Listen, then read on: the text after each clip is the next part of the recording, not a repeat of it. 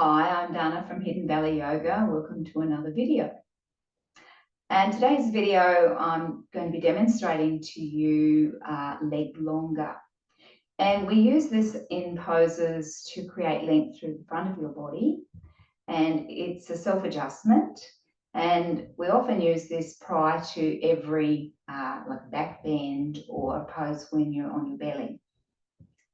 So Sue is helping me out today, and so we've set her up on her stack. So this is a stack of flat blankets, and we've got the correct amount of blankets for her body. I've got 5 folded or length size blankets, and she's got her hip creases right on the edge of the blanket. You can see that when we've folded the blankets, the folded edge of the blanket comes up against a hip crease, so that provides a nice clean line for her to lie on. And as she's lying there, has her knees together, her feet together. And so now if you could just bring your arms alongside your body, palms up, just let your arms relax, you're turning your head off to the side. I just want to take a closer look at the propping that we need for this pose. So at the moment, Sue's on the correct amount of blankets. If I were to place my hand onto her sacrum there, you can see that there's a gentle slope of her sacrum, and that's perfect. But if she had a slope that looked like this, then you would need more blankets under you. So you can just relax back down there now. Thanks, Sue. So just know that you don't want to have an arch, too much of an arch in your lower back when you do this. And so we're going to move into the pose. But before we do that, I just want to mention the head. So Sue's got her head turned to the side and her chin's coming slightly in, so she gets length through the back of her neck here. Now, sometimes if you're on a high stack, your head hangs in space. So you don't want your head hanging in space. You do want your head to, lean down.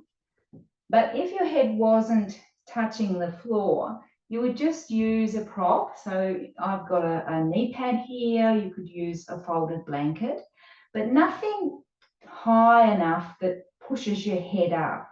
So you just really want to feel the gap between the forehead and the floor. So now I'm going to explain the leg longer, and I'll talk Sue in. So if you could just turn under the toes of one foot, and you make a nice deep ankle bend, and those toes tuck right in under. Now you're going to press the toes into the floor to pull the leg longer without stiffening the knee. And what this does is it creates length through this area, through the hip crease and into your leg.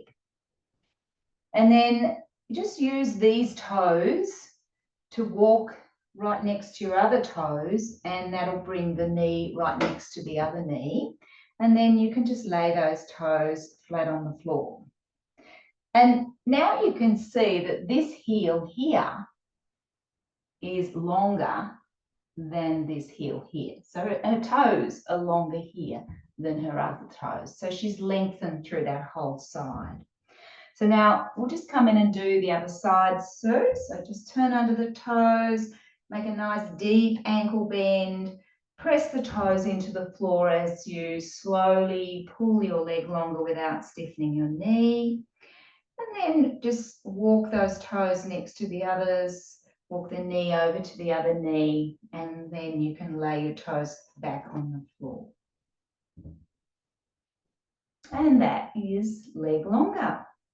So thank you for joining me again. I look forward to seeing you soon.